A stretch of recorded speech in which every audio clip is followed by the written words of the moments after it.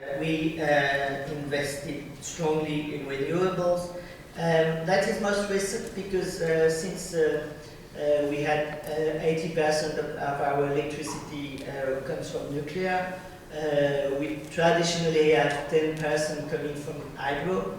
We can't hydro in renewables in France and in Europe, but so we didn't have such an incentive up to 2007 to 2008 to develop that, but we decided that we had to shift, and that's why we accepted this 23% target for 2020. Where we are on track on this target. What are the main trends on that? It's obvious that some did increase much more than the others. Solar did increase very much in the past years. It was in 2 years it was multiplied by 2, and I will come back on the rates and feed-in tariffs policy, but we would have reached our target of 2020 next year if we hadn't adjusted our policy on that. In the next years, what we see more developing is wind. We have huge projects of offshore winds. For the time being, the wind you see in this board is more onshore wind, but we are going to develop a very strong 1,000 megawatt per year approximately in wind. Biomass and biofuels. Those will be the three that will be mainly increasing in the coming years to reach 2020 targets.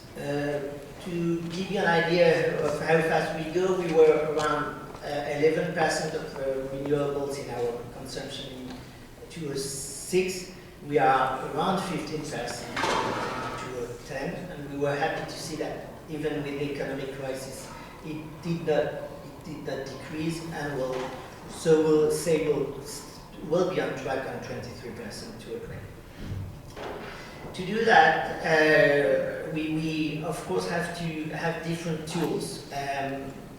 We have tools for income tax credits for renewable energy equipments and heat pumps. We have feed-in tariffs for small, when nominal power is under 12 megawatt. Procurement rates set by law, and so the producers are obliged to buy the electricity at this tariff. We did adjust this tariff like Spain did, like Germany did, because of the demand was much over what we had expected. But that's very, very classical.